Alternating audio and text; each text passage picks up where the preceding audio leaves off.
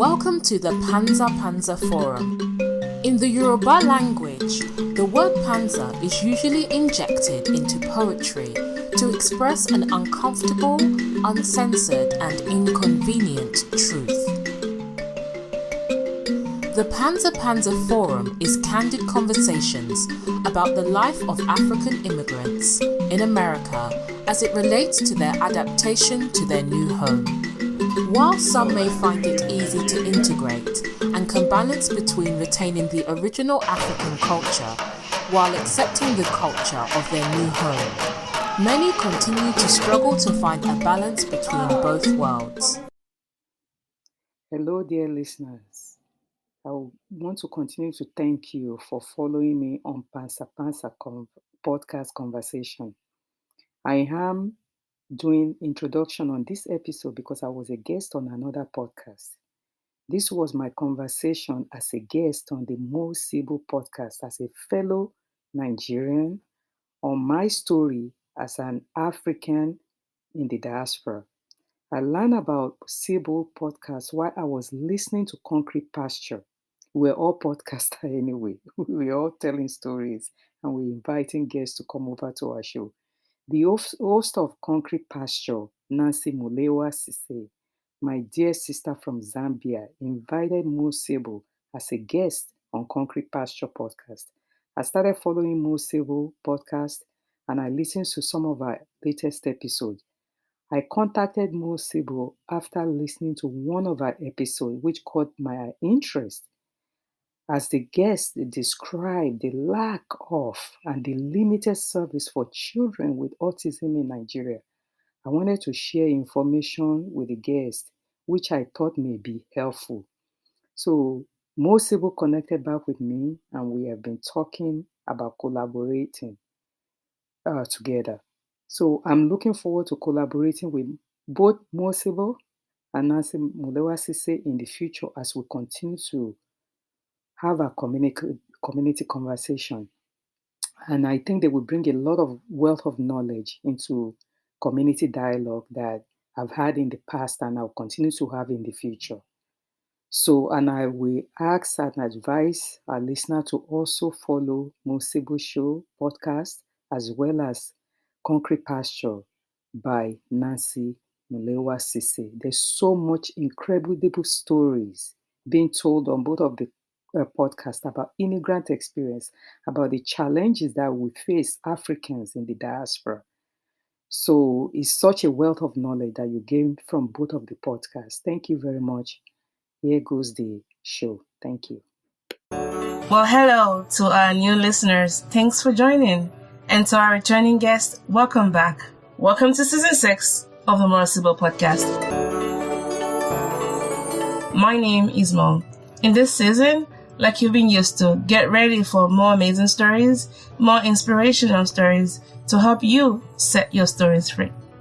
I created this podcast as a resource for Blacks, Asians, and those who love them to share stories and processes, as well as to build community around important salient issues that affect all of us as humans. So on this show, you get to hear amazing stories from people like you who show us how to get more out of life.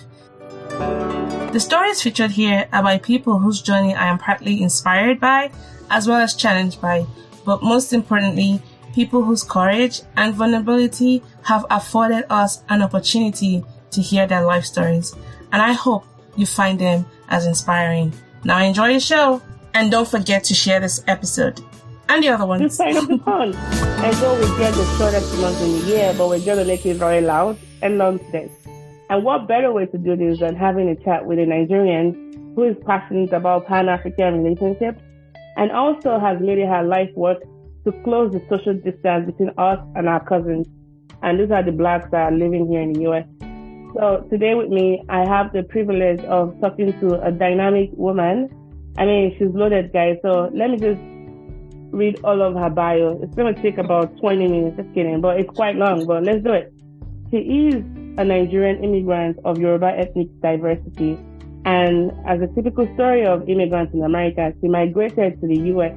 for greener pastures in the early 80s. Since moving to the U.S., she completed her master's degree and is a proud mom of 2 adult children, and there's so love on her. If you follow her on Instagram, you know what I'm saying. She's super active. She's a blogger. She has written many issues, and she focuses on the life of African immigrants. About 6 years ago, she launched the Pansa Forum to start a conversation about first and second generations of African immigrant children growing up in American society. As you may know, or many of you might know, the African community is often divided along the lines of countries of origin, religion, and ethnic background. And her vision for that forum is to include African children from various ethnic backgrounds in this narrative. Now, she also strives to create an open platform for these children to express their challenges, because, they're neither here nor there. They're not American enough, they're neither African enough. And she tries to balance those 2 worlds of having, the American identity and also maintaining their African heritage. And perhaps some of you listening to this might have children who might belong in those categories.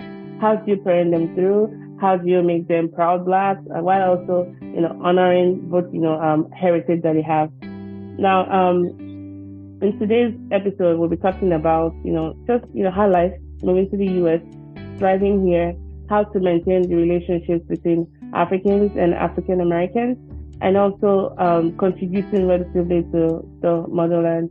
Everyone, please join me in welcoming the wonderful, the super talented, the super active, and definitely wonderful. I've said that twice because it's twice as good.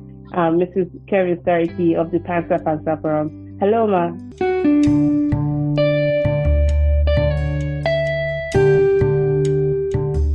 Hello, thank you so much for having me here. You're so generous, with your introduction. Thank you so much for having me. I'm so honored to have you. And I think it would be nice to kind of talk about how we met. So shout out to Nancy Mulemwa of the Concrete Pasture Podcast. I think you had featured on her podcast and you got to know about my podcast. I should just say that she emailed me, and for one reason or the other, I was sometime in December, it kind of fell into that moment where you're not checking emails because you're battling other fires. And then she sent another message, hey, I've been trying to reach out to you. And I'm like, oh my goodness, I'm so sorry, man. But I want to just thank you for your tenacity and not giving up on me. And, for even making this happen. It's been, such a lovely time talking to you outside of the show. And I cannot wait for the listeners and even those that would end up watching this recorded version of this show to get to know more about you. Thank you. So let's start from the beginning. I definitely know you're of Yoruba ethnicity. What does it mean to be, I guess, how did you grow up and where did you grow up? Well, I was born in Lagos and I grew up in Lagos. And, You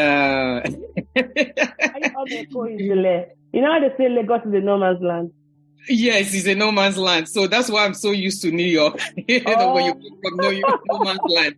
So I was born and raised in Lagos and lived with my parents during the formative years. Then later on, when I was growing up, that was during the time when many parents believed that your children has to go and live with a teacher. Oh yeah, I saw that. Yeah. In terms of understanding discipline. Yeah. So, what were we thinking then?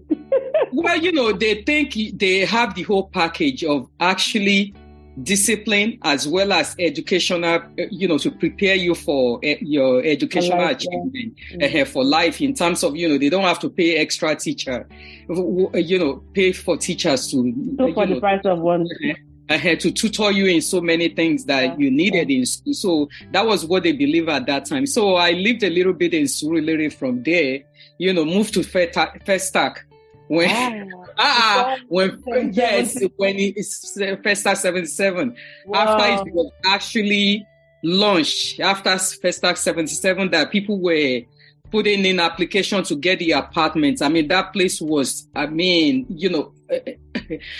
well kept, So I don't know how it is. You don't want to know. So I lived there for some time. Then it was later on that after finishing my high school, I actually went to Government College, Jojo. Oh, nice. Those are when those schools or government colleges in different states as well as federal government colleges, that have so much diversity of students from different backgrounds. I went to one. Oh, you went to you're okay. Yeah, The federal government college also. At that time, you actually have so many other people from different countries who are actually part of the students in those atmosphere, the environment. So I went to that government college. Then after that, I came to America, and since then I've been here. Since then, Wow. So you've been here since the 80s, and I think before the show started, we talked about just New York. Why did you move to the US? I imagine that let me just assume that similarly with most immigrants coming here, we're seeking greener pastures. But in the 80s, Nigeria's economy was way more robust than it is now. So for people like you then, in your cohort, what was the push towards the side of the world? Well, it was something that at that time, people were actually coming to abroad at that time just to go to school, to acquire their education. Because if you get the opportunity to say that you're coming abroad, is something that you say, okay, let me go and just get my degree, whatever it is, or I want to learn trade that is completely different from what they have in Nigeria. You could come back and establish something. So at that time, it was actually my uncle who proposed the idea to my mom because he was bringing his own children at that time. So he said, if my mom wants, he could also take me along. And it was really a raw disagreement between my mom and my dad, because coming to abroad without a husband was something that it wasn't something that was practiced at that time. My father said, I'm not going to allow my daughter to go to America. That, she just graduated from high school. She's not married. It's not as if she's going to go and meet a husband there. He heard of many women going by themselves at that time that they might end up becoming a prostitute and all that stuff. So my mom didn't relent, and she said, no, she has to go. And so that's how I came. Hey, mommy. So coming at that time, we Nigerians, everybody have their own cluster of countries that your community. You have the Nigerians, you have the Ghanaians, you have the Ethiopians, so most of the people who are actually from Nigeria, mostly Yoruba and Igbo. Or you see some Edo people. Hausa people. Yeah. I only met one Hausa man, and he wasn't even in school. He was just here to learn some trade and go back home. So, and that time, the moment you come in, people will ask you, have you done your GED? Because, to process the paperwork in terms of your high school paperwork in Nigeria was so, extensive, process you have to go through. So people will then ask you, have you taken your GED? You need to register for school. So we help each other at that time. And at that time, who is who.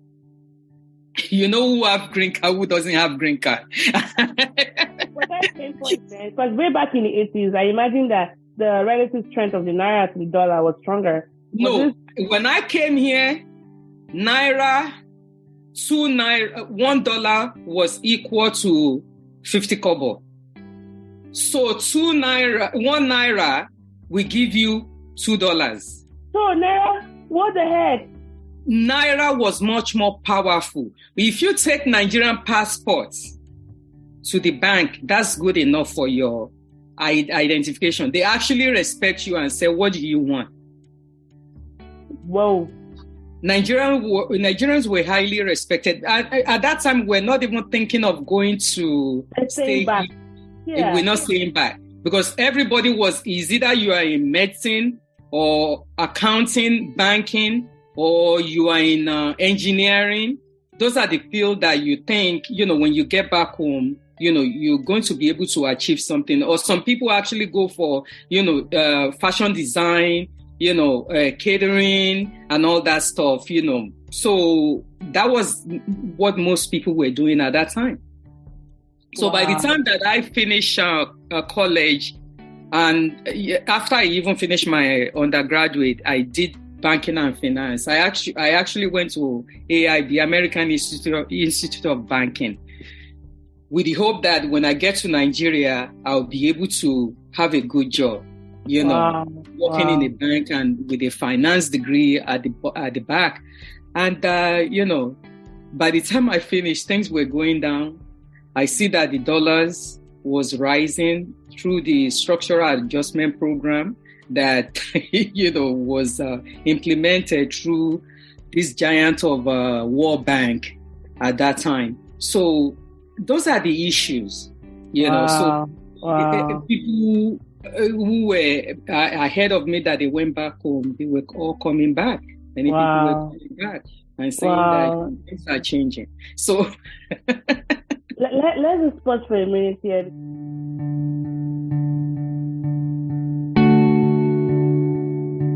Because, I grew up in the 80s, but towards the later 80s. And so even my consciousness about the economy was almost non-existent.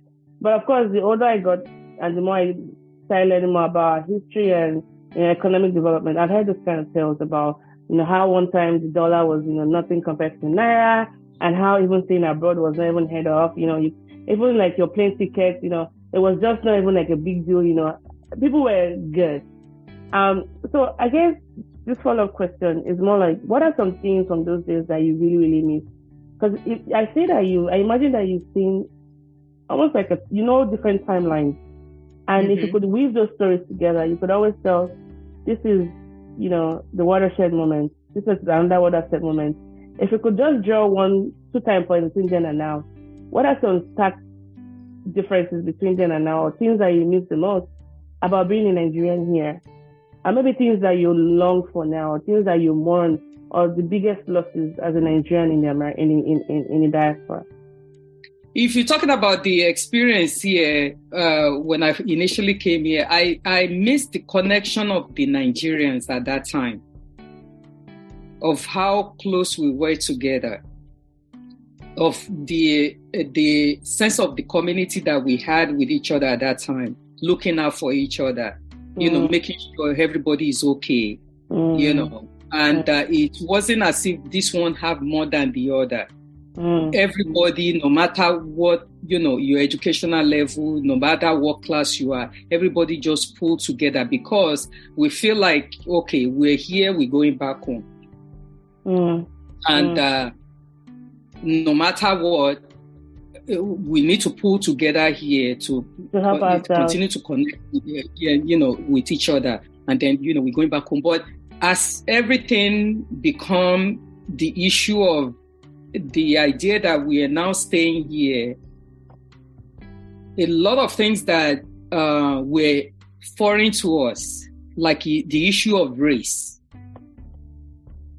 become something that we have, we have to actually dig into to find out, what does it mean to be Black in America?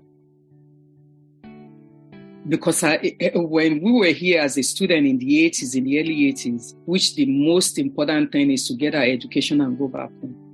But then when you start interacting with the general public of the society, looking for the job in your field, then you see the whole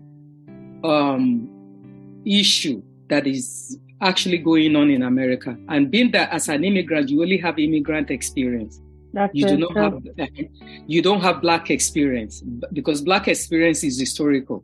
Black African American already understand the issue of race in this country. How to navigate through that system, what to do, how to, So as an immigrant, even in the early days, when somebody says something racist to you, sometimes you may not even know that it's racist. I think it's just being rude. It takes a while. It's just being rude. Your African American friend is looking at you like, that was them being racist. Like, was it?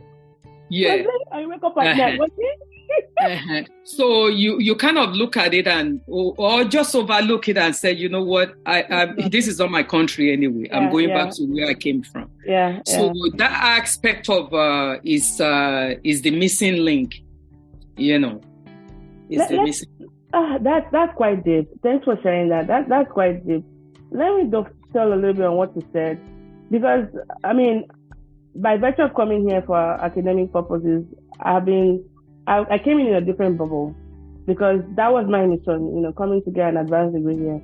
And I went to a school that was a bubble within a bubble. So I schooled in Austin, Texas. And if you know the geography of Texas, Austin is not like the rest of Texas. And within that bubble was UT Austin, which felt like another micro universe, even though it's quite as large. What I say all of that to say, even in my interactions with other communities, because I had a lot of friends from different, walks of life and different parts of the world. The Indians had a way of doing things. The Koreans had a way of doing things. And as an outsider looking in, they all seem to be in harmony. And I used to yearn, because, okay, let me give an example. Before I came here, it took me a while to be able to find accommodation. And for the grace of God, I probably have been stranded. But my Indian friends, they all had like a Facebook group where all the Indians coming to Austin, they knew themselves. They already sorted themselves out. There was nothing like for that for Nigerians that I knew of. It's just until recently we started building those kind of communities, right? I shout out to, Joanna, who's here. She's probably one of the people that started that Facebook group.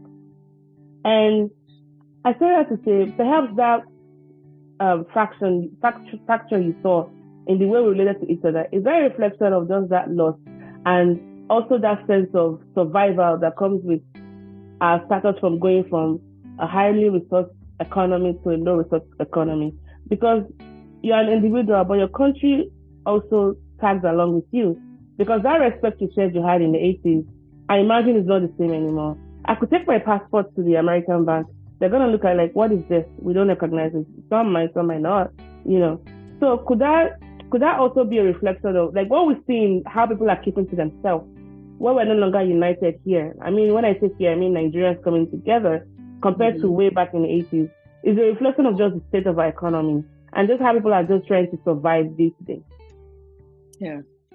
Yeah, you could see it that way, that people are trying to survive, but no matter what, like you just say, give example of the Indian community, of the new student who just came in and they already have the accommodation. They already help them to navigate through the system and say, okay, if you don't even have a place to stay, you could stay in this place for some time. And the same thing goes for the Asians as well. I'm talking about from China or Japan.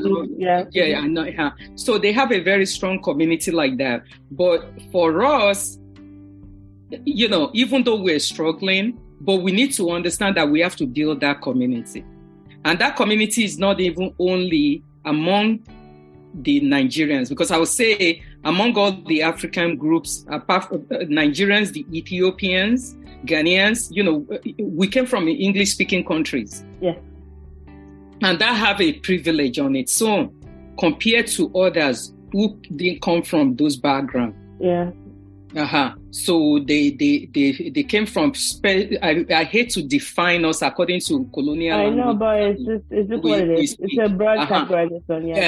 Yeah. But you have some who came from French-speaking countries. Those who came from Portuguese, Spanish-speaking countries. That when it comes to the whole idea of connection within this environment is much more challenging for them. Yeah. Than we came from English-speaking countries. Okay. So how can we build that community as one? I see that. It's above and beyond just Nigerians, but you just Nigeria, because nobody looks at you that many Americans still believe Africa is a country. One long street of Kenya. So some don't even know Africa is over 1 billion people on the continent. Nigeria is over 200 million people in that country alone. So they don't see any difference. Yeah. All they see is all of you are Africans. And when you look at the Asians also in this country, even the Latino, they do not divide themselves. Only when you go among their communities that you see, you are from Mexico, you are from this, you are from that. But apart from that, everybody comes together when it comes to, advocating for their need and the rights of their community, because they know they speak with one voice. That's true. And I think no better representation of that, especially during when the space of the Asian hate in New York, and they came out in one voice, finding ways to build their community up and keep themselves safe, so that way they were not going to be praised during those COVID attacks.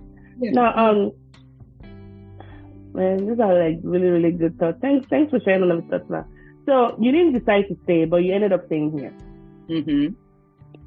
How often do you go back to Nigeria? Let me just ask that. Not too often. Not too often. What's your relationship to Nigeria as a country? I know you're very Pan-African. There's no taking that away from you. And you're probably one of the not so many Nigerians that think just beyond Nigeria. Because I think Nigerians, I've come to this realization as a Nigerian. I'm very proud. Mm-hmm. You know, I have these African, my supervisor in grad school, she's, you know, African American Black. She calls me that I have this African superiority, which, you know, we always laughed about, but I was always proud about it, you know. But in that pride, I try not to be ignorant, you know, but I know that some of us, we tend to think of Nigeria as just, there's Nigeria and everything else in Africa is others, right? Mm-hmm. But you're probably one of the many, not so many Nigerians that you think about just even relationships to other Africans and other Blacks, right? But let's start with Nigeria for now, because we're both Nigerians. What's your relationship with the country as it were right now? How do you to Nigeria? Well, I'm a very proud Nigerian. Not only Nigerian, I'm a very proud Yoruba woman. Okay, that pride is in me. And to me, one thing that I find out is that anywhere you go, you carry your culture with you, no matter where you are. I don't go to Nigeria too often because, first of all, both of my parents already passed. You know, I have other extended family over there. We talk from time to time, you know, those who you could connect with. And because also as a single parent, raising children in this country, to buy ticket to go to Nigeria when my children were growing up is, you know, you're talking about spending about 5,000 and over. Yeah. You know, to travel to Nigeria on one trip. So it wasn't something that... That's just the triple because you still have to buy... yeah. So everybody.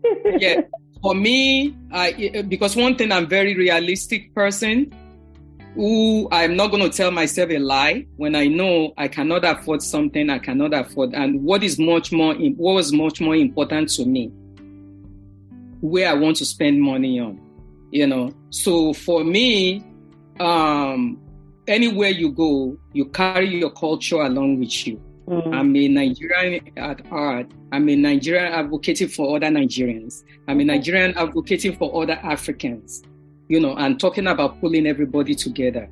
Because another thing that I see in many of us when we still focus on the idea that I need to go home every year, or I need to do all these things in order for me to say I'm connected with that place. And then living as a visitor. Or in the country that we're in, it actually pull us away from being involved and being in the so moment. Many, you know, conversations, so many issues that is going on, because we still have it at the back of our head that this is not, I'm just a visitor in this place. Even after living 20, 30 years. Some things still think that they're going back home to retire. Back in Nigeria, or they are different respective African countries. But how actually visible is that? Maybe it's just our way of those, because I won't lie to you. When I came here, I wanted to go back. I really wanted to go back. I had an exit plan, but my husband never wanted to go back. Like when I mean go back, like finally we settle back home, right? That's what I mean by going back. And every year I would visit home, that dream just kept becoming more of a mirage. Like I don't think it's ever going to happen. For the life I live here, and just the comfort and the ease of getting things done, and just the possibilities to do more things, and the way the country just keeps, Nigeria as a whole, keeps moving away from the hope that I have. So there's a grief in my heart that it might never be possible. So perhaps for those that are still thinking of going back home to retire, perhaps they're aware of just holding on to something, like almost like this last vestige of hope. I don't want to let go of this identity, because if I give up hope of never going back home, then I'm going to be just an American, you know, or maybe something to that effect. Maybe it's not feasible, but it still doesn't stop us from dreaming of a time where we can find a home to go back to. Because I feel like no matter how many years I spend here, I never feel comfortable here in the US now. How's that been for you? Do you really feel comfortable here? Like, is this here for you?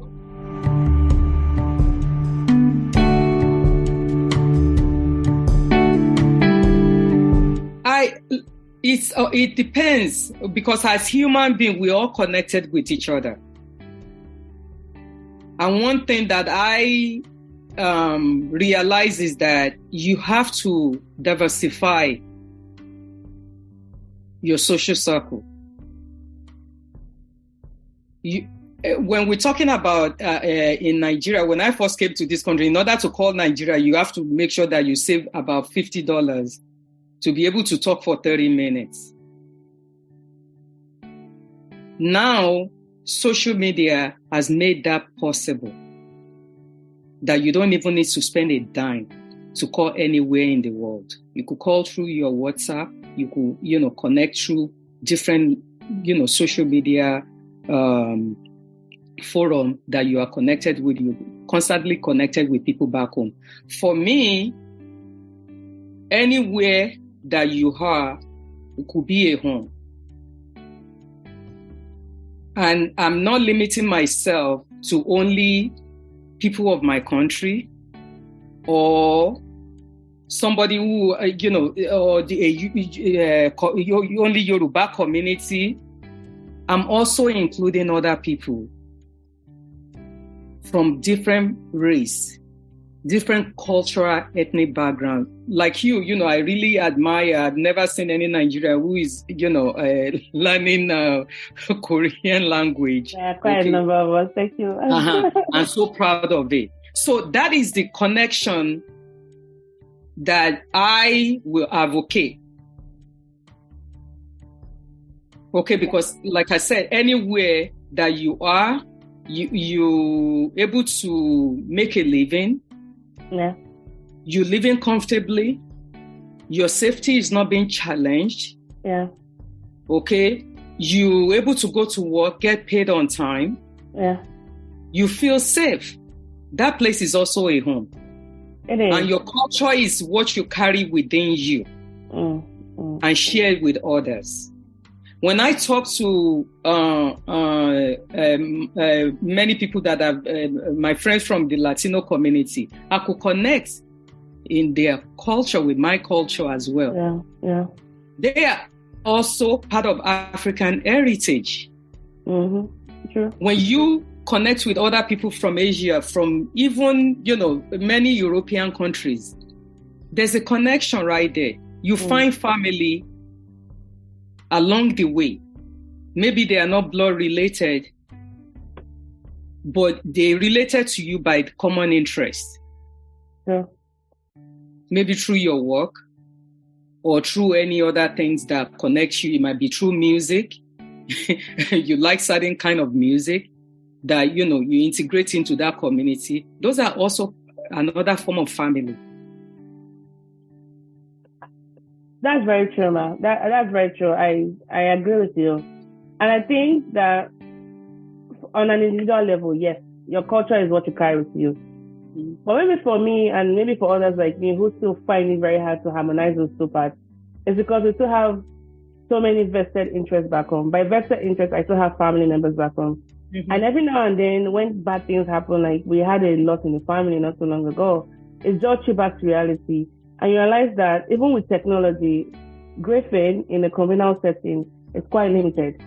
When you think about the hardships of people back home, anytime you visit, and you just want a time where you want to gather all of the precious ones together and just be under the safe, whatever safety means. And so maybe it's just the connection I feel, the direct connection, and the fact that every time I see a news call from anybody back home, I get worried like, what's going on? Is there something bad going on? But, wherever we are, we can make life happen, right? Mm-hmm. And I pray that there'll be a time where we won't feel like we're stuck in a place and try to force life happening for us. But a lot of us can have that fluidity. Because I imagine that for so many Nigerians or even Africans abroad, they can't even go home, even if they wanted to, for so many reasons, immigration status, or just so many things. And that's just my fear. That's my hope that someday we would have that fluidity. Wherever you want to make home for yourself, you're not being forced to stay or forced to leave. You find that, home for you. Mm-hmm. Now, yeah. Sorry, go ahead, ma.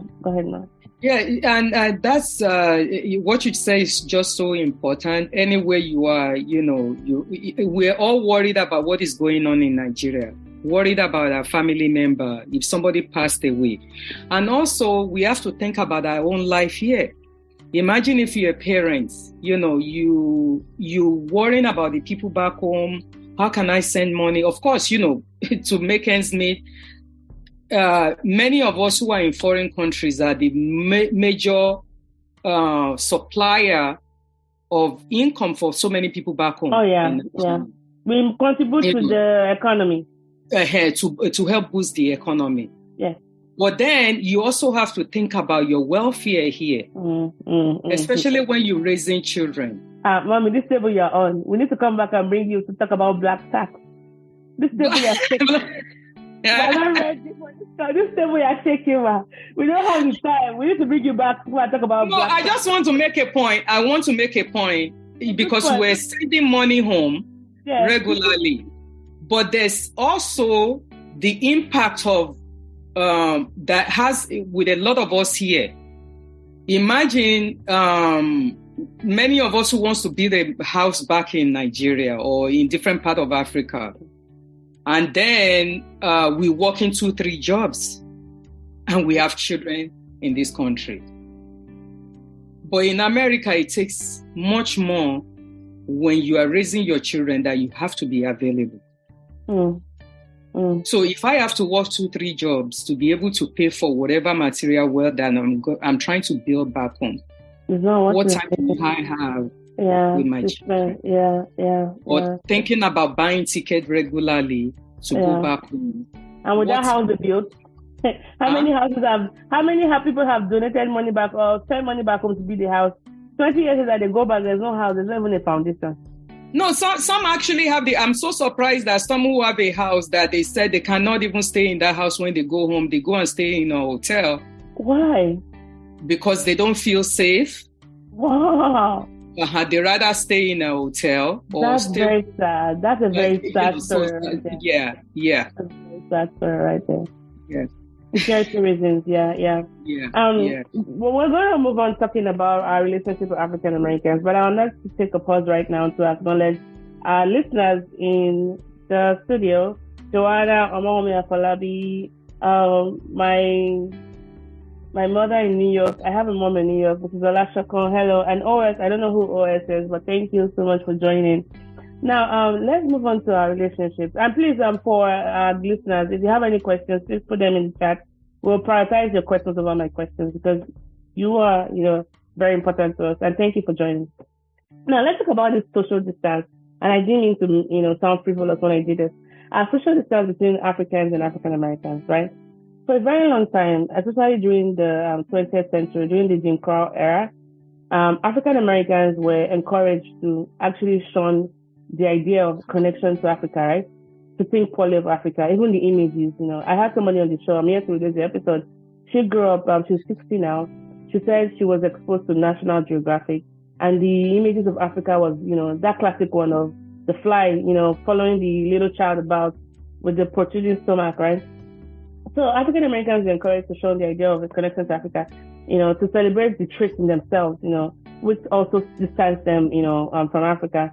So they were supposed to be more cultured, more white, more civilized, and therefore to look at Africanness, as a matter of shame or something that needed to be avoided like a plague.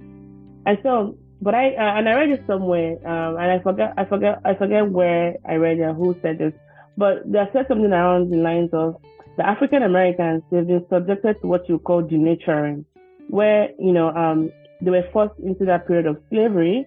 And in the pro-slavery era, put Africa behind you, erase all of the memories of Africans.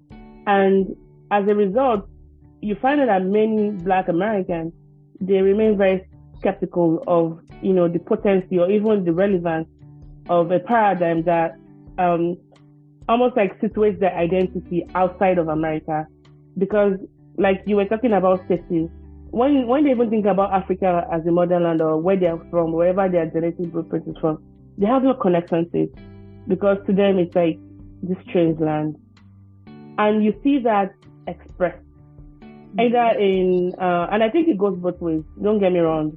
I think we as Africans, we have a lot we need to work on ourselves. So when it comes to relating to African Americans, right? So we can look at those both sides of the coin.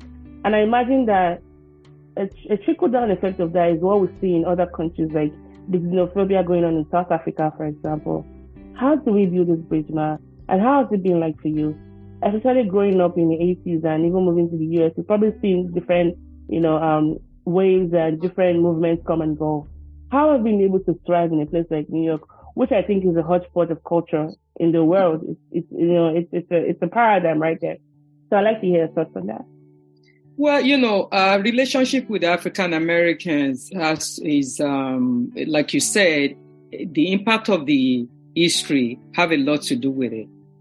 Because and I want to also bring you to, anytime we talk about the relationship with African American, we don't talk about relationship with other Africans from the Caribbeans. Okay, who felt like they are left out of the conversation, as if they have no connection with Africa. You have a conversation with people from Brazil. Okay, Africans in Brazil who felt they are disconnected, that they are not part of this conversation. And they in this country. Because when you go back through the history of civil rights movement, there's so many so many children of immigrants from the Caribbean who also participated in civil rights movement. Yes. And at that time, too, you have some Africans who also migrated in the 50s, who also participated in the civil rights movement. If you don't know Babatunde Olatunji, the famous drummer, who participated. And, there were so many like that. So the image that was shown in the beginning, and I'm also going to talk about South American as well. Those from the South American, from different countries in South America, like Puerto Ricans, Dominicans, Cubans, and all these other people, they also part of African history. People of African descent. So we have to also talk about those groups as well. So we don't focus only on African Americans. Okay. So the impact of what the European has done, they did their own work very well. Okay, in bringing divide and conquer is like having a household, take the most able body of that household member and put some of them in America, the Europe, deposited them in the Caribbean and all these other places, and then continue to control and divide Africa. Still dead. And another thing that I do storytelling, traditional Yoruba storytelling. And before I do the storytelling, I have the map of Africa before colonization, map of Africa during colonization, which European countries went to clear. Okay, and then where we are now, how divided those countries are. So imagine those history from the beginning. And how Europeans in themselves have impact in kinds of education that is being poured down on our heads all over the world. So a lot of all this division has taken place where it is so much that we have to work on. When initially for me, like I said before, bringing the conversation down to individual, when I first came in here, I didn't know what it is to be Black in America because I don't have Black experience in this country. I only have immigrant experience. Immigrant experience is your culture, your language, and everything that you brought in.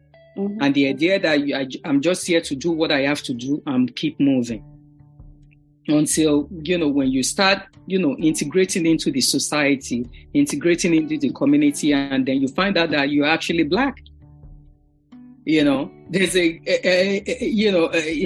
when I held the community conversation the other time, I was asking people, when do you know that you're actually Black? When did you become Black in America? So for me, the relationship within people of African descent is touch and go sometimes. There's some who will accept you. and there's some who will not accept you.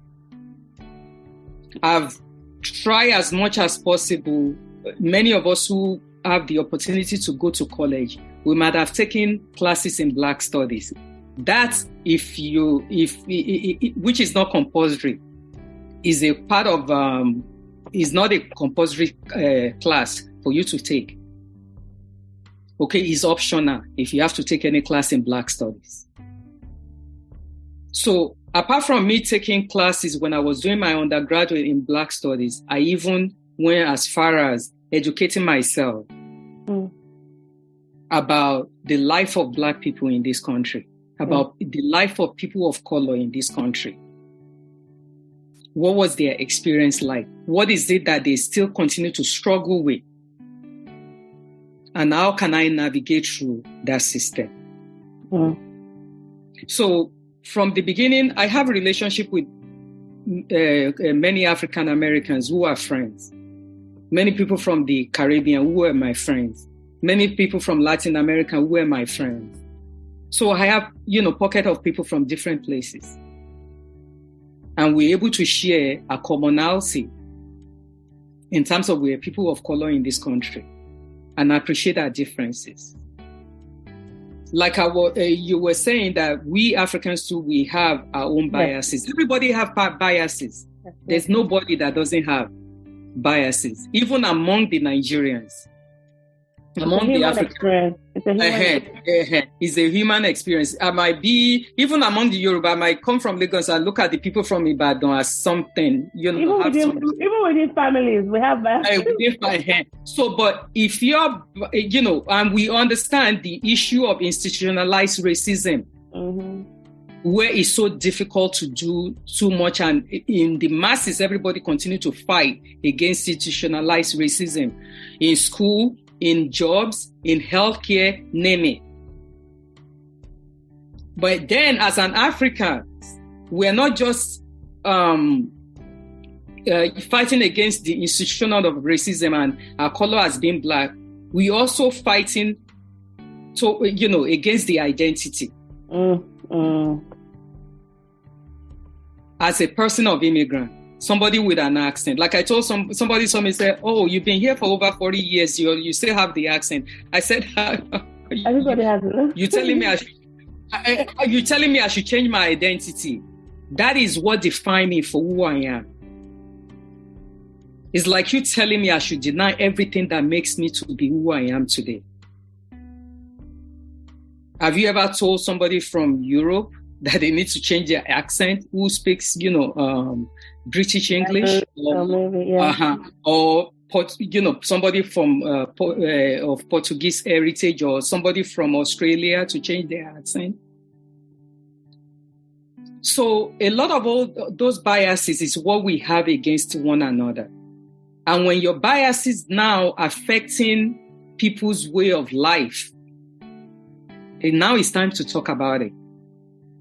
Because I'm not just dealing with the issue of race, I'm also being discriminated against because I'm a woman of color, because I'm a woman of different heritage, different ethnic group, or I'm a woman who is maybe Muslim because of my religion,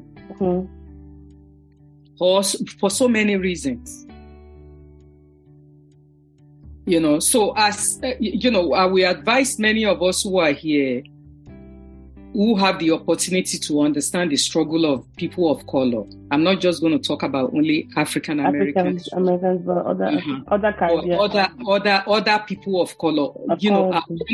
Our history globally of our struggle, to understand what we are actually, the experience of our heritage, and then how can we move on together? To educate ourselves on that.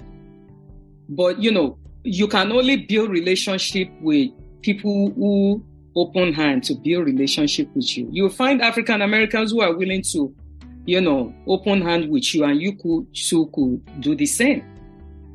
And you'll find people from the Caribbean who acknowledge, you see you, and they accept you, and you two, you accept each other, you respect one another. So, but a lot of time you cannot force relationship that is not there. Yeah. For some people, because you have another organization brewing up who already make themselves popular among African American community called ADOS, African Descendant of Slaves or something like that. Yeah. Mm-hmm.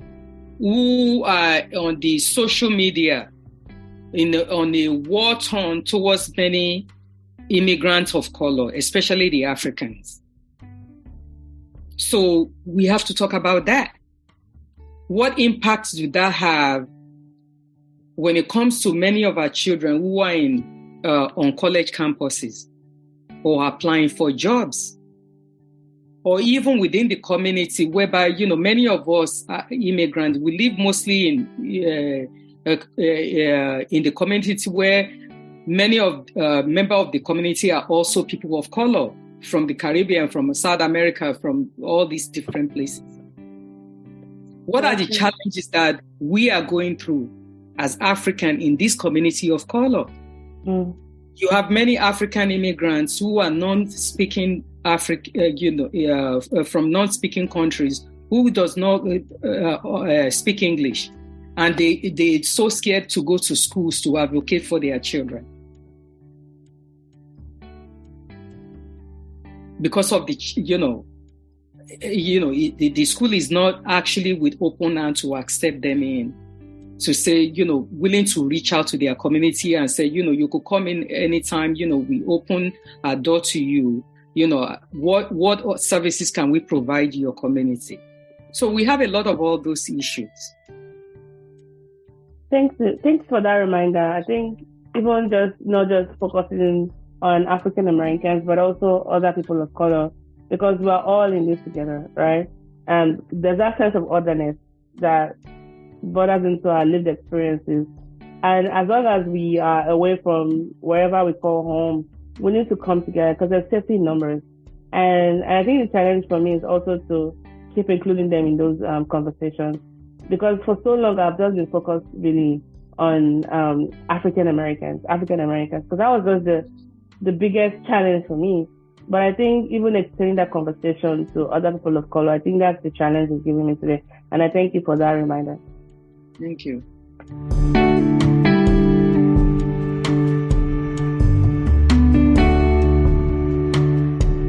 So let's talk about raising kids in America, right? Which I know you have 2 kids. Congratulations on that. Let me start by contrasting this with African Americans, here, right? We know that overwhelming majority of Black Americans here are probably like 6 or 7 generations culturally removed from Africa, right? And I see the impact of you being a Nigerian immigrant to the U.S.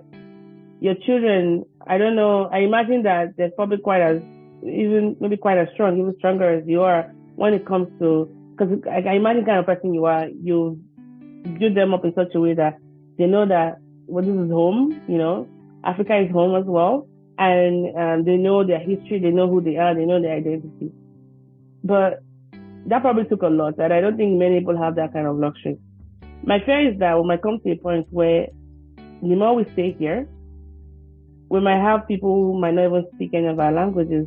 Heck, we're even hearing some reports about how some languages, especially in the Igbo community, are becoming almost extinct because you're having the speakers dying off, right?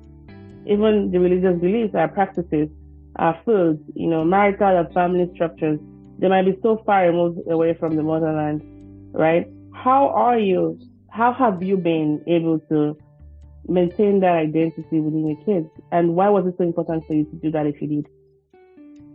Well, for me, even though sometimes I'm going to take you back to Nigeria. When we were growing up in Nigeria, in school, they would say, don't speak vernacular. Okay, don't speak your language. Yeah, vernacular, you get points taken. Yeah, you get points, you speak English, So we have to think about how that have an impact in so many of us who came to this country.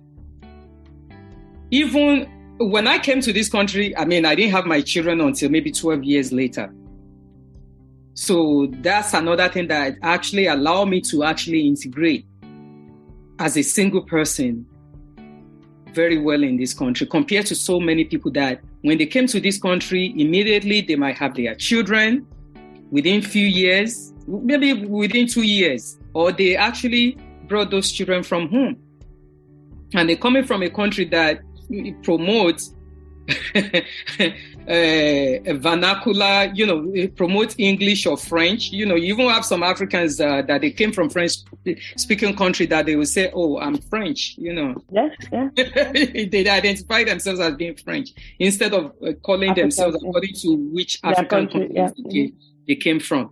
So we have to think about that, because even as I have my children, many who have had their children before, they blaming themselves and saying, why I should have been speaking the language to my children from the on-go. But for my children, they understand the language, but they don't speak it. Because like you said, it is so much to battle with in this country. When you're raising children, all your ears, eyes, everything has to be open. But one thing that I did when they were in school was to bring in the African culture into the school. So during the Black History Month, every year, I used to do storytelling, the traditional Yoruba storytelling. And, I brought in the culture. We introduced African dance class into the school, for after school program. The school allowed that. And it's because I didn't pull myself back and say, oh, I don't think, they might not allow it. And, I know I have to invest my time also into that. Like I told somebody, I wasn't a storyteller before I became a storyteller. I was buying books on the Yoruba folk tale, which brought back so many stories that we were here, we listened to when we were growing up, the turtle and the lion and all these others, so you memorize it, and I go into the classroom and, present it into the classroom. So, like I said, it's every day of what we do with our children. Because it's not only about the language, it's also about teaching the culture. And culture and language also intermingle together. So it's about bringing that into our household. And in this country, I must have mentioned it before, raising children demands your full attention. Yep. Especially as a Black person. Yes. Even with white people, raising children demand your full attention, because it's not only about your children. You're living in a nice neighborhood, so they might not get into trouble. You have a nice house and all that stuff. That's not even the whole point behind it, because you have to invest time with your children. You have to invest money on your children. So it's not something easy in this country. We cannot use the same kind of way we were raised back home to raise the children in this country. Because I feel like even the society is not very well, it's not family oriented here. It's not. And you could teach your culture, like I always say to people, you could teach your culture. Your culture is within your household. The next door person, the next door person has a completely different culture from you.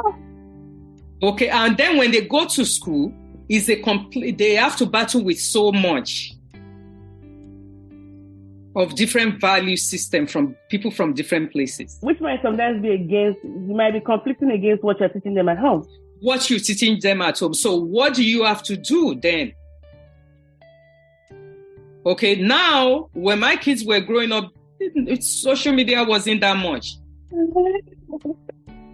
Okay, now you have to deal with the global culture that is seeping through the social media with your children. So you see how demanding it is. There's a virtual world, there's a physical world, there's also the metaphysical world coming out with this meta and the AI and whatnot. Yes. Oh my goodness. Can I do 2 jobs and be able to, appropriately be in the life of these children? No. Okay, so you have to take what is much more important. Okay, is it about building a house back home? Okay, or I go and buy a house I cannot afford, whereby I have to do double shift or triple shift in order to pay for those mortgage, rather than me staying in a more affordable place so that I could take care and be in the life of these children. Oh, wow. I mean, so I have a daughter now, right? And we've been trying to teach her Yoruba. We made a rule that we're only going to speak Yoruba at home. Have you been able to follow it? No. Because growing up in Lagos, I grew up in Lagos for Ikuma. Even if you're not speaking Yoruba so much at home, the playground, the school you go to, your interactions at church, with friends, like that concept of it taking a whole village to raise a child, it was literal. But here it's like, if you don't do all that kind of work, but what's the time? So I've contended in my heart, like, even if she picks a few words, and I raise a well-adjusted member of the society. Yeah. That's the language, I mean, my parents didn't grow up teaching me Korean. I found the language myself. Maybe Yoruba might not be her thing, but I've stopped stressing myself out because it's not quite as easy as I thought it was going to be. It's not.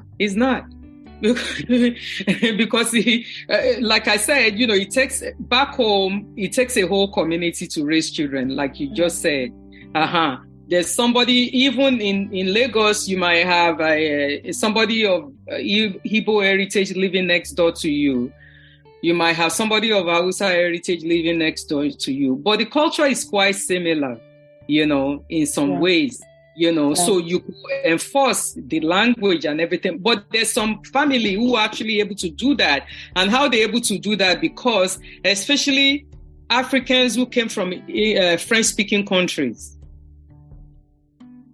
their children actually do speak and understand the language, because in many ways they have to be the one to translate for their parents. Yes, and even to their parents' English when the time comes. Yes. So that is doable among those communities. It's something that it could be done, but it takes a lot of effort to be able to. Yeah.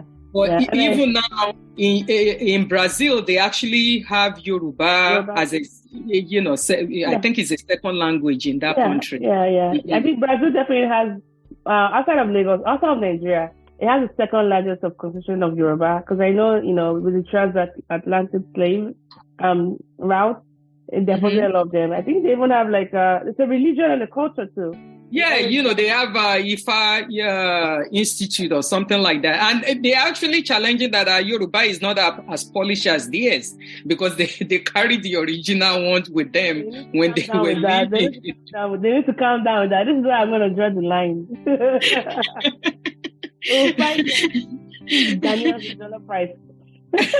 Yeah, they're saying that Yoruba. I actually went to an African film festival where I met somebody from Brazil, and he said Yoruba is not as polished as theirs. They took them away from us. So how can they be more than us? We like that they keep, this culture going on, but they should calm down, okay? They should calm down.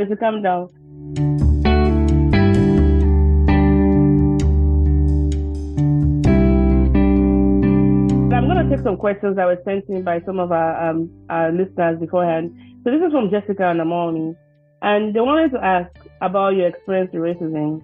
So the first question was, have you experienced subtle or overt racism? In my mind, I'm like, who hasn't? And if you have, how has it changed over time? I have. I could write a book. Especially in New York. I could write a book of my experience with racism. You want to talk about the white or the blacks? Okay, or other people of color. I could write a book on it. Which one pains you the most? I think the black one pains me the most. My everyday contact is mostly with people of color. But like I said, the institution in itself, okay, institutionalized racism is right there, whereby, it could be a limited access to resources that is being everybody of color do experience. But in everyday challenges of biases and aggression comes from other people of color. So initially it was something that I used to get upset about, but as time goes on, it becomes something that I just have to have a plan answer in my head. Okay, if some kind of way to actually deal with it where it doesn't even penetrate to me anymore.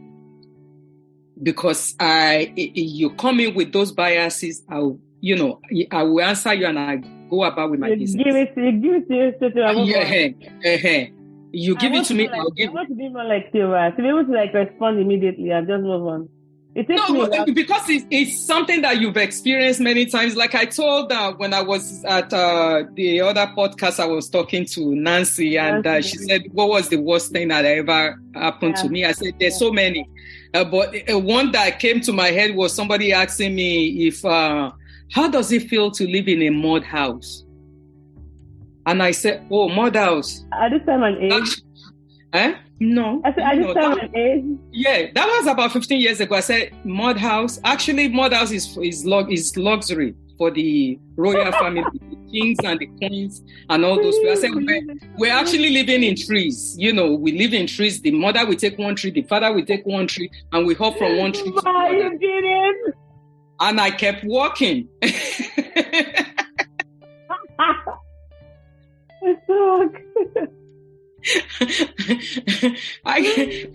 I kept walking because what would you answer to that? Am I going to get upset because of that? You can't fix that kind of ignorance. I can't fix that kind of ignorance. I can't. I mean, this is what year was it? Was it 1980 something? In the early mid-90s. Okay. Maybe we can say whereby you could easily pick up things to read and, understand. But people will just want to put you down, or you're talking, I don't understand what you're saying. I said, do you want me to spell it out if you can read? Okay, I will spell it out for you. So you want me to put it in writing? So you will come with different things that people will say to you. And for someone to continue to keep your own image and your identity is a way for me to also connect with new immigrants who are coming in. So because I don't want to sound differently from the new immigrants who are coming in. For sure. To say that, we're all in this together. So you're like a time capsule in a way. Archiving the process as you go on. Yeah, that I would say that, So, and it is so much that you have to go, whether, going to advocate for your children in school and somebody who can't pronounce your name. I've had a situation whereby, I was complaining about a teacher in my son's school, and the person I was complaining to is actually biracial. She cannot even pronounce my name. Cherokee or Kemi, which part of it? Yeah, Oluwa Kemi, and I heard, and then the person I was complaining about is actually a European person, and I couldn't call his name either. So she said, that's how you pronounce his name. I said, I'm glad you could pronounce that name better. You know who I'm talking about. So let's talk now. I love your style. I so love your style. Well, should I put myself and start going and file for biases, races? I don't have time for that. Because if you give it to me, I'll give it back to you. So the moment I give it back to you, I feel better and I keep moving. Yeah, moving on. Yeah. You keep moving on, because if not, you would find out you just keep, with the same battle over and over and over again. And as long as you know who you are on the inside, you carry yourself with that pride of who you are on the inside. Okay. I had just one more question. Again, if you are in the room right now and you'd like to ask some questions, please use the chat function, or you can unmute if you have questions. So how do you balance? I think we kind of answered this, but I'm going to ask you. This is also from Jessica on the morning. They want to know, how do you balance the being present in the happenings of where you live right now in New York and staying connected to the happenings in your original home? As you know, the elections are coming up in a week's time in Nigeria.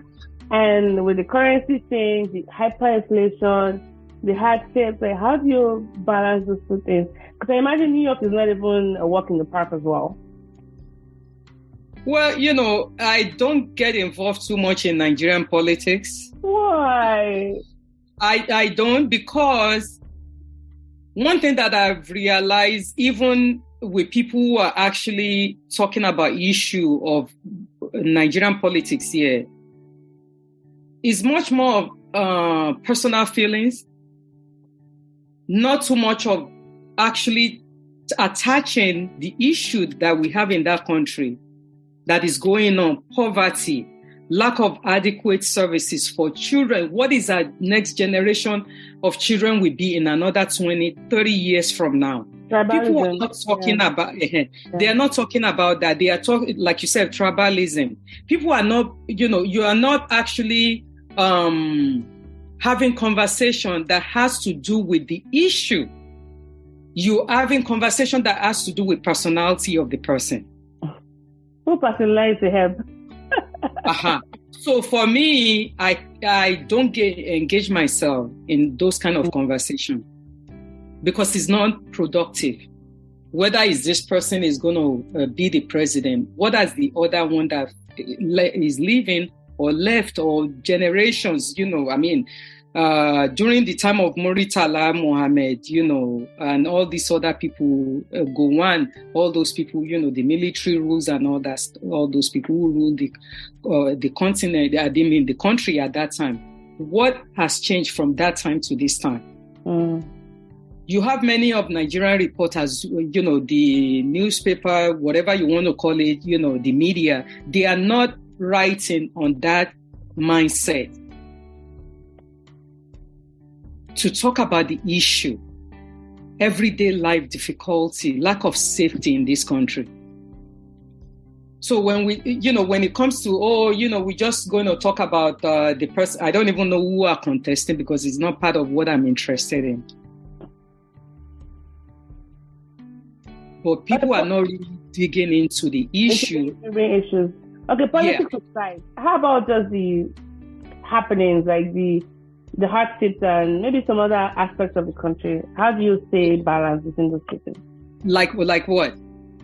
Just maybe day-to-day living. So right now, the new Naira note is scarce in circulation, and you're seeing people like marking up the prices to pay Naira for Naira. We have issues with inflation, hyperinflation, which has been sustained from COVID. That has also caused a lot of, household goods to skyrocket. We have issues with, petrol prices going up. We have issues with, kidnappings and, and then. I keep up with a lot of all those issues. I read about them. I keep up with a lot of all those issues. The people I could discuss it with, I am able to discuss it with, so I keep up with all those things, of social inequality, of the educational system in Nigeria in itself. The younger generation who are in university, the lack of opportunity for them. Many doctors who are leaving Nigeria in number, in droves, coming abroad, going to places like Saudi Arabia to practice over there instead of staying in that country. So it's a lot of all those issues that we need to talk about. You have many, if you in New York here, when you look at how many, the population of people of color in medicine, a lot of them are Nigerians. Yeah. A lot of them are in medicine. A lot of them are Nigerians. You have Nigerians in every aspect of any way you want to tap into. So is our children who were born here or brought here at a very young age, who are contributing immensely in this country. Because Nigeria, that country is not seeing the talent that they're producing. And instead of making the country to be able to accommodate the population and serve the people and think about the welfare of people, people are only thinking about their pocket. Yeah. We've come from a country where materialistic aspect of life is much more important. Of the name of who is who. okay, when you come from a nation where material things is much more important than individual. There's a Yoruba saying in the olden days, people don't use that anymore. They say, Ashonla kole yonla. Big clothes is not a big person. It doesn't make a big person. Just because you wear, quality attire does not mean that you are rich. Quality person, yeah. You are somebody that warrants respect. Substance, yeah. But now, even if the person is stealing or he stole the money or he found the money in any way that we could think about, they empower the person without questioning the resources, without even questioning the humanity of that person. Okay, as an individual, what have you done to, the society? What good have you done for the society? One thing I see in America here, no matter how much money you have, one thing, even with their government, they always push for people to give back. You claim it in your taxes. It's good. I was about to say, for tax purposes, they make the people very philanthropic. Yeah, you understand me? So you put those money there to help other people.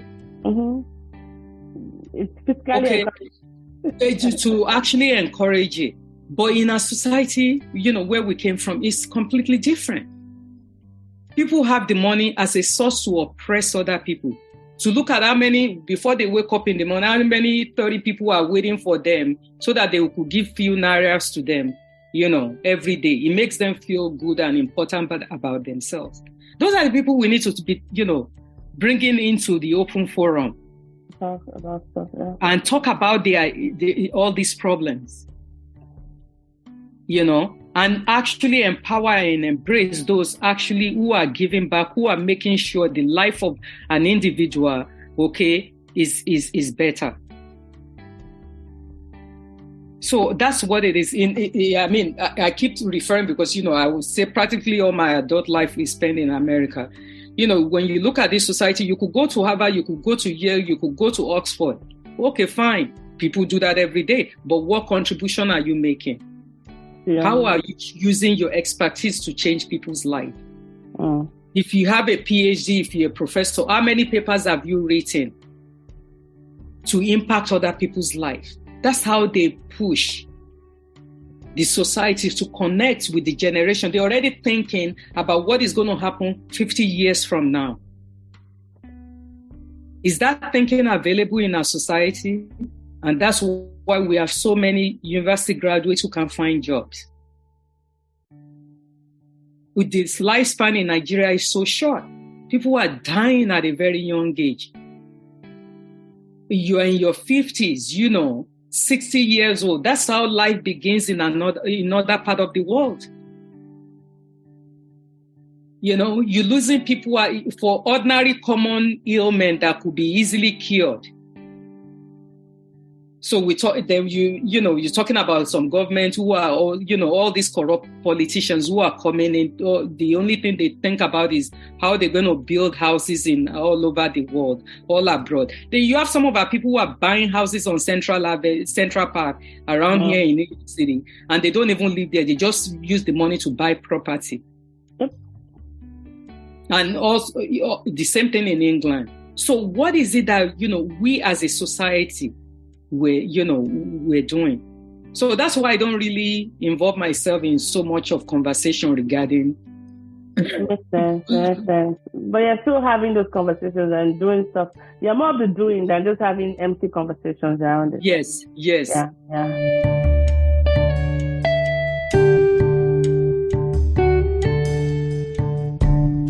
I said it was my last question, but this is my last question, I promise.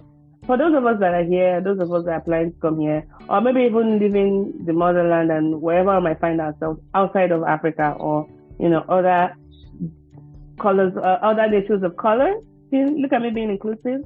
How have you been able to do that emotional support for yourself? And what are some ways to thrive when you're away from, your original home? And that's my first question. The second one will be talking about your Pasture Forum and where people can find you and your work. Okay. So that, when you are abroad, I always preach to people, diversify your circle, find out what you can get into, there's so many of us who still believe, you have to go to university and everything. Not everybody has to go to university. There's some of us who could go and learn trade, who could develop your own business. You don't have to have a college degree in order to make ends meet, So just try to live a decent life and connect with people, connect with other people, not only your own people alone, but connect with other people from different places. Because you will always find help. You always find humanity in other people, that they are not from your background. They are not from your heritage. And that's how you expose yourself also to so many opportunities that you might not know. So that's what I would say. So for my Pansa, people could actually find me. My website is pansapansa.org. How do I come up with the name of Pansa? Actually, the name I originally chose for this my project was Irekerido. Journey back and forth. Wait, Pansa, it's like almost like when you're reading a poem or telling a story, the pauses in between. Is that it? Like when you're telling a story or saying a poem, like the pauses in between. You mean Pansa? Pansa, yeah. Pansa is actually, is a word that indicate that I'm going to tell you something you don't want to hear. Like I'm going to have an uncomfortable conversation with you. Some people will say, it's not called Pansa, it's Pansa. I said, well, everybody have their own pronunciation. That's why, when people from Ondo say something, they might say it with different tonation. When people from Oyo say something, it might be different. And then the people in Lagos may say something that it might be different at the same time. So the accent is, but the dialect might differ. So, but I changed it. I was in the gym one time and I was listening to Fela. I was listening to Pansa. I said, you know what, this name fits. I'll call it Pansa, because it's an uncomfortable talk. It's an uncomfortable conversation. So I blog about so many issues of African immigrants abroad. I review books written by some of our children, which I hope some of us may pick up sometimes to read about immigrant experience as well as our children's experience in this country. One of the last one that I did is written by a young Nigerian. I forgot that name. No. Achebe, yeah, I did that. He actually, it's called, I think I'm lying, but I'm telling the truth. Basikipi. Mm-hmm. Yes. Yeah. She, I read the book and I was so moved by the book because she focused on her experience growing up with her parents and the mental health challenges that she faced growing up with her parents. So I read books like that. There's so many other things that I do on the podcast as well, interviewing African immigrants, first generation and second generation. And the reason why I actually came up with this open forum is the idea that many of our children who were born in this country about the challenges that they face and the lack of connection between parents and the children in this country. Because as an African, you could only raise your children with your immigrant experience, with your culture and your heritage. And you're also learning through it. So it's not, you are learning through. Yeah. So what about raising them as a child of color in this country? So it is a lot of challenges for so many immigrants. So that's why I came up with, the forum. Initially, it was done within the community where I usually gather many of our children together from different background, from different countries, and they talk about their experiences in the presence of parents. And those parents who were there, they really learn a lot. I've had a situation of a young lady talking about her experience growing up in her home and many of the challenges that she faced growing up within that home. And the mother was part of the audience. Both the mom and the daughter were both crying, have to address the issue to find out how can we find them help that is needed, maybe, refer them for therapy and all that stuff. So it is, that's what brought all this conversation up, for me to go into, continue to do it. And during the COVID, when COVID happened, that I couldn't, do it within the community, the idea of podcast came into play. And I said, okay, let me just see what I can do with that. I was actually talking to one of the young men I'm going to introduce to you later. Oh, yeah. Dr. Kelechi? Okay. And it's so funny how I met him, So it is so funny. I love podcasts. I listen to so many podcasts. So I was listening to podcasts and his podcast came into suggestion. So I listened to it and I listened to all his episodes. Didn't know that a Nigerian parent is listening to his podcast. So there was a time he was having a conversation about African parents and their, their relationship with their children. And he gathered, his fellows together and they were talking about different issues that they experiencing as a young generation, first and second generation. So I listened to it and there's certain things that I didn't agree from what they were saying. So I sent him email. And I said, yeah, let's have a talk about this, of what you guys are talking about. I said, yeah, I would love to have parents to have their own conversation and see what we can exchange with each other. So it was from there that I started the podcast. So people could follow me, listen to podcasts, let me know what you think about it, share it with others, because it's a work of passion for me. I have no sponsor. It's something that I personally do by myself, So it's one thing that I said, with my, resources or whatever, I could put into this podcast as well as the blog as well. Yeah. So one little bit of that will be, some people that might be here, and I think even listen to this podcast I've had conversations with some of my friends who moved to other countries like UK, Canada, US, and who are parents, and they're quite worried just about when they take their kids who maybe started growing up in Nigeria at a tender age, and they're in this new country, and the children keep asking questions like, oh, for example, if Nigeria is that bad, how come, our family members are still there? And there's also that guilt of taking your child away from because whenever you make that move, usually it's for your children. You think about their future. You want to make that sacrifice for them. Perhaps they're still too young to understand the scope and the breadth of that sacrifice. For moms and dads are like, in that category, who are kind of worried about how do I make this a worthy investment? I hope I haven't made a mistake, taking my child away from Nigeria or whatever African country or other, countries of color to this, place that has better economic prospects.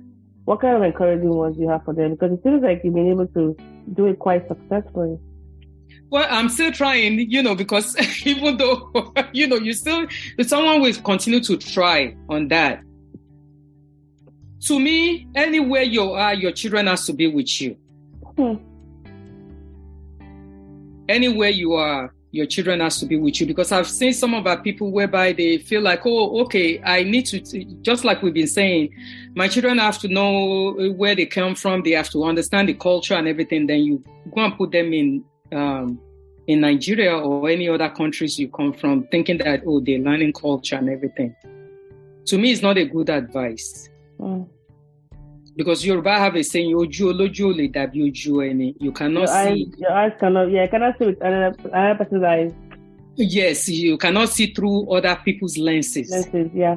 It has to be through yours. So nobody will be able to care for your child the same way you are going to care for your child.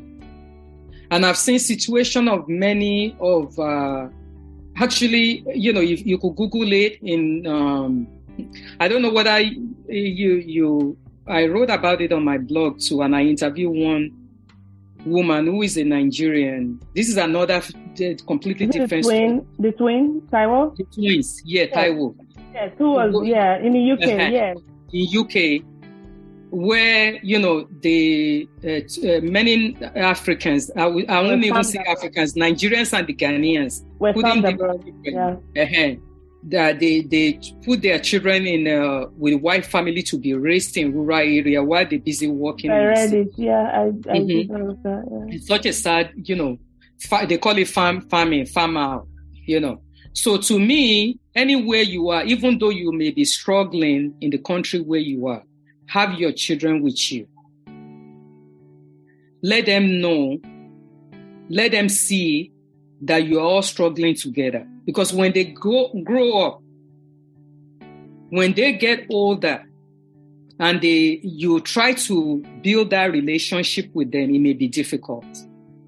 Because I've seen so many families that they took their children back home and those children came back and they never talked to the parents again. Because they felt the trauma, they felt that the parents abandoned them. That if you're struggling, let us all struggle together. I understand, that my parents are struggling because we're not the only ones struggling. When you look at the African American community or any other immigrant, even, other people from Europe who just came to this country, they struggle with their family, with their children. And, they have to witness it builds character in them to understand their parents went through all these things and they're able to make ends meet and provide the best they could do for them. But when you put them back in that country, in any way you want to have your children being taken care of by another person, when they come back, it may be detrimental to the relationship that you want to have with them. Because there's so many who feel abandoned. I think you're right. Wherever you are, your kids to be, and they should. That's just the bottom line. Everything else will sort itself out. You will sort it out. Even if you're staying in a room, let them stay in a room with you. Because they see an example of somebody struggling and making ends meet. Let them stay in that room with you.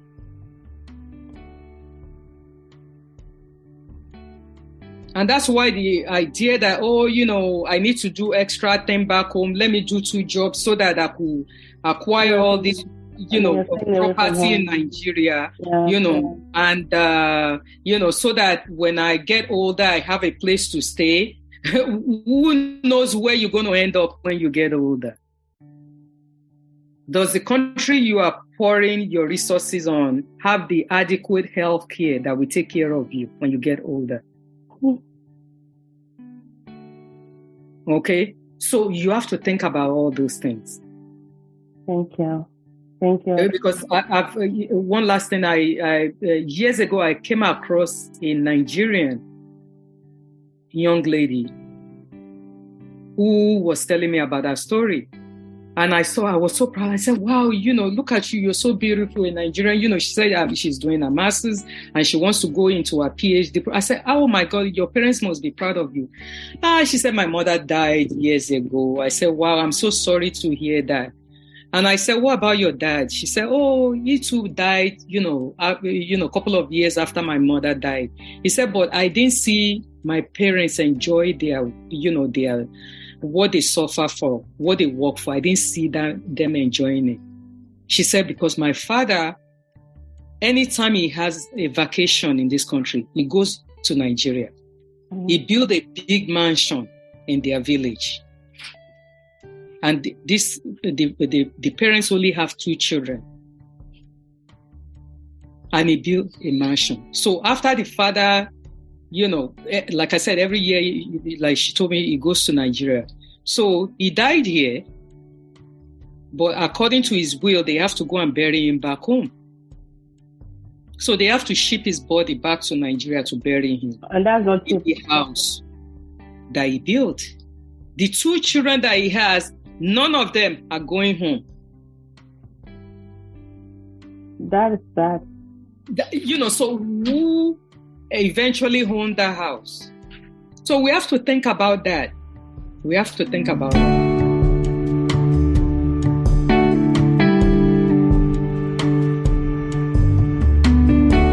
Wow, you've definitely left us with a lot of thoughts to ponder on. I could just keep talking on and on with you because you have just this deep well of knowledge. And I know this is not going to be your first and last time on the podcast. We have to keep these conversations going in different aspects of it and finding ways to keep harmonizing our communities and other communities as well. But I just want to say thank you. Thank you for your time today. Thank you for just the ease in talking to you, for your knowledge, for your wisdom, for not holding back. I'm very thankful. I think for me, what I'm living with so many things, but definitely there are considerations for creating room and space for other colors of other communities and including them in the narrative and keep thinking of ways of making my neighbor a better place, making myself a better person, because that also reflects on how I serve my community, right? And not just talking, but actually doing. In everything I do, how am I serving others? Like, how can I be of service? That's what I'm gonna leave from our conversation today. And I want to thank you so much, Ma, for your time and everything, and just who you are and your person, everything you do. Thank you so much. Thank you so much too, because I'm learning from you. We all learn from each other, so we all, one hand has to watch the other. We are learning from each other, so we have to continue. And, next time, maybe, we could have this conversation where other people could also be involved. I agree. Oh, we have some comments coming from the chat. So OS Aramde wants to say thank you so much, Ma. As an immigrant mom, this was a great session. We'll keep paying attention. Thank you, Aramde, for that comment. Yeah. All right, everyone. This has been a production from the More Sibyl Podcast. We're sure you like topics like this. Let us know how best we can keep serving you. And Miss Siisii is on Instagram. I'm going to tag all of her handle on the episode for this, as well as on the Facebook page. But her website is pasterpansa.org. Right, Ma? Yeah. And just even if you Google Pastor platform or podcast, it shows on there. All right, everyone, stay safe and love you guys. Thank you. Oh, my goodness.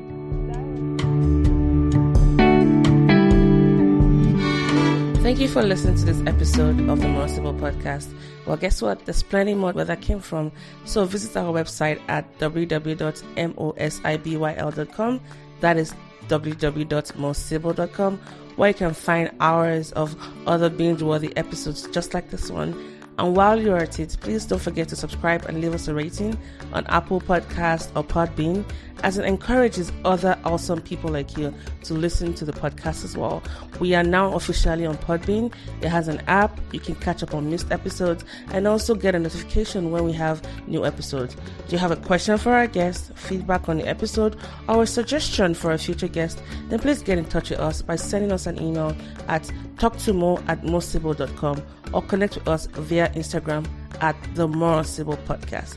Cannot wait to hear from you, and thank you so much for always listening.